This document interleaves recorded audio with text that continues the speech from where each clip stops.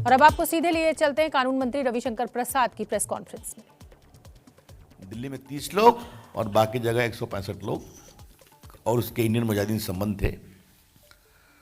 और आपको मुझे बताते हुए कभी पीड़ा होती है कि इसको 2018 में नेपाल से पकड़ा गया, तब ये ट्रायल हो सका। एक शाहजादा को पहले 2013 में ही सजा मिली थी और इसको पकड़ा तभी गया सघनता से जब नरेंद्र मोदी की सरकार आ गई।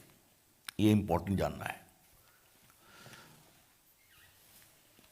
अब हम इसको एक विषय इसलिए कहना जरूरी है कि उस समय मैं राज्यसभा में विपक्ष का उपनेता था अपनी पार्टी का, अरुण जी थे, बाकी लोग थे।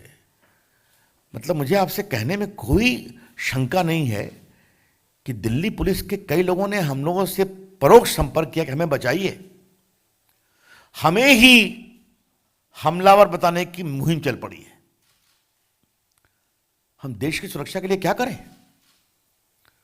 आपने सलमान खुर्शीद का वक्तव्य सुना होगा कि सोनिया गांधी को मालूम हुई इस हमले के बारे में और 2 लोग आतंकवादी मारे गए तो आंखों में आंसू उनके आए थे। ये पब्लिक स्टेटमेंट है, रिकॉर्ड पर है, आज कई अखबारों ने कहा है। उस समय पार्टी का मुख्य प्रवक्ता भी था स्वनाम धन दिग्विजय सिंह, तो आजमगढ़ चले गए और उनका एक पब्लिक स्टेटमेंट था कि गोली तो यहां पर लगी है सर के ऊपर, तो हमला कहां से करेंगे? मैंने पूरे इस घटना को एक प्रकार से जबरदस्त संदेह में डालने की कोशिश की गई। There was a conscious, deliberate and consistent attempt to cast serious doubt over the authenticity of this Batla House incident, designed to weaken the morale of the Delhi police and give clear support to terrorists and their design. Why? For pure vote bank politics. सिर्फ vote bank politics के लिए किया जा रहा था। मुझे याद है मैंने दिल्ली के बीजेपी दफ्तर में एक बड़ा प्रेस कॉन्फ्रेंस किया था। उस समय 11 अशोक रोड हुआ करता था। अगर आप लोगों ने पुराने रिकॉर्ड को देखेंगे तो मैंने कहा सोनिया जी, मुझे आपसे एक सवाल पूछना है कि आपकी सरकार जिसकी आप चेयरपर्सन हैं वो मोहन चंद शर्मा जी को अशोक चक्र की घोषणा देती है जो 2009 में दिया गया, और आपके महामंत्री जनरल सेक्रेटरी श्रीमान दिग्विजय सिंह आजमगढ़ के जा करके इस पर सवाल उठा रहे हैं। आपका क्या स्टैंड है? और मैंने 2 दिन लगातार सोनिया से सवाल पूछा। वो इतनी एम्बैरेस्ड हुई कि शायद मजबूरी में, देश के दबाव में दिग्विजय सिंह को कुछ क्लैरिफिकेशन देना पड़ा। आपको मैं एक स्टेटमेंट और पढ़ाना चाहता हूं। ये तो बहुत ही जोरदार स्टेटमेंट है। अक्टूबर 17, 2008 या कहिए अक्टूबर 18 होगा। ये एक्सप्रेस न्यूज सर्विस की रिपोर्ट है। मैं इसको खाली 2 लाइन पढ़ूंगा और आप सुने। On Friday, Samajwadi leader Amar Singh and Trinamool Congress chief Mamata Banerjee shared a platform in Jamia Nagar demanding a judicial probe into Batla House encounter. That was a fake encounter, and if I am proved wrong, I will stop practicing politics. I demand a judicial inquiry, Mamta asserted amid cheers from the audience. Mamata Banerjee जी 2013 में शाहजादे को जो accused थे उनको आजीवन कारावास हुआ और जो मुख्य अभियुक्त थे उनको आज आरिफ खान जुनैद को सजा हो गई। 15 को वो कितनी सजा होगी बताएंगे। ममता जी, आपका क्या कहना है?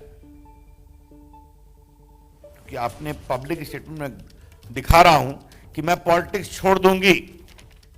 उनका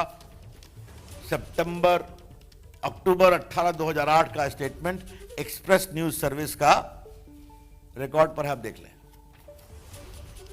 सलमान खुर्शीद जी, आपको क्या कहना है? अभी आपके आंसू निकल रहे हैं या सोनिया जी के निकल रहे हैं कि नहीं? आरिफ खान की सजा हो गई तो।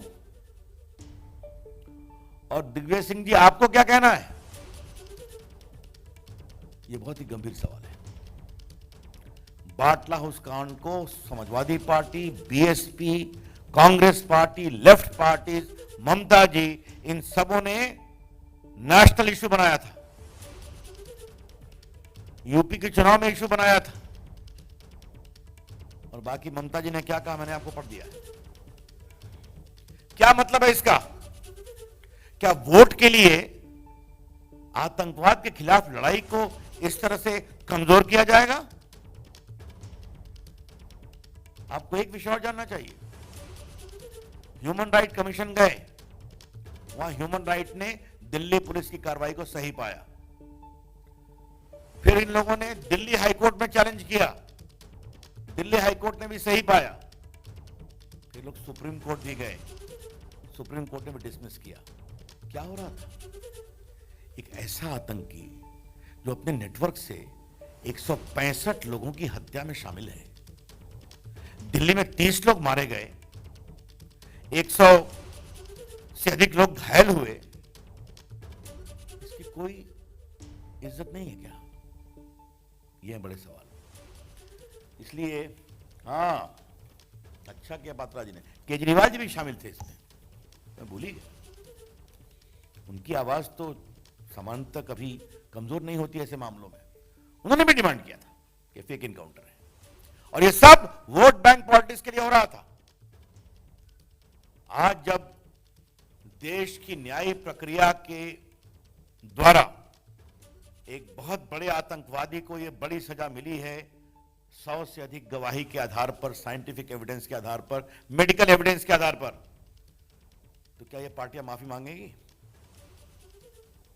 हम डिमांड कर रहे हैं, ममता जी, आज आप एक मुख्यमंत्री हैं, 1-1.5 महीने में क्या होगा देश जानता है आपका। क्या आप माफी मांगेंगी? Sonia Gandhi ji, will you apologise? आपके पार्टी के नेताओं ने क्या क्या कैंपेन नहीं किया था कि आपके आंसू निकल गए थे? क्या आप माफी मांगेंगी? और बाकी चाहे वो सपा हो या बसपा हो, हम उनके बारे में भी कहना चाहेंगे। हाँ, केजरीवाल जी से ही पूछेंगे कि आपने भी कहा था, क्या देश के ऊपर आतंकवादी मामले में हम एक स्वर में नहीं बोल सकते क्या? क्या यह सच्चाई नहीं है कि देश में आतंकवाद की जहरें बहुत गहरी हैं, सरहद के पार से हैं? मैं एक बात आज क्या आपने भी कहा था, क्या देश के ऊपर आतंकवादी मामले में हम एक स्वर में नहीं बोल सकते क्या? क्या यह सच्चाई नहीं है कि देश में आतंकवाद की जहरें बहुत गहरी हैं, सरहद के पार से हैं? मैं एक बात आज बहुत गंभीरता से पार्टी के फोरम से मांग कर रहा हूं। इन पूरे अभियान से दिल्ली पुलिस के हौसले में कितनी कमजोरी हुई आतंकवाद से निपटने में, इसकी जांच होनी चाहिए, और जांच होकर के देश के सामने आना चाहिए। हमको मालूम है उस समय दिल्ली पुलिस कितनी घबराई हुई थी। ऐसा लगा कि दिल्ली पुलिस को एकदम मर्डर के रूप में दिखाने में, फेक इनकाउंटर के रूप में दिखाने में एक कैंपेन चल पड़ा था। हम जानते हैं उस समय हम लोगों ने सदन में उठाया था। The BJP demands today that a proper inquiry be made, that because of this sustained campaign by vested political interest purely for vote bank politics, what was the impact on the morale of Delhi police in the fight against terrorism? कि अगर Delhi police का एक बहादुर inspector Mohan Chand Sharma मारा जाए, जिसको अशोक चक्र मनमोहन सिंह और सोनिया जी की सरकार ने दिया, उनके नेता पूरी दिल्ली पुलिस के खिलाफ हाथ धोकर पड़ गए, इससे बड़े शर्म की बात कोई हो सकती है क्या?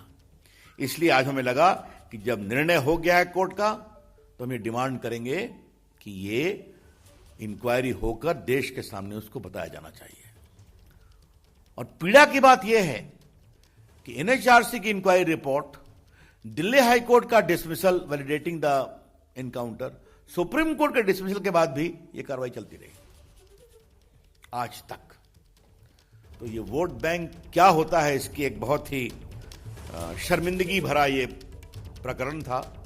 तो मुझे लगा कि अब लोग पूछते हैं कि आपके तो साकेत कोर्ट ने कल आरिज खान जुनैद को उम्र कैद की ये कन्विक्ट किया है। सजा अभी सुनाई जाएगी 15 मार्च को। उसी को लेकर रविशंकर प्रसाद की ये प्रेस कॉन्फ्रेंस।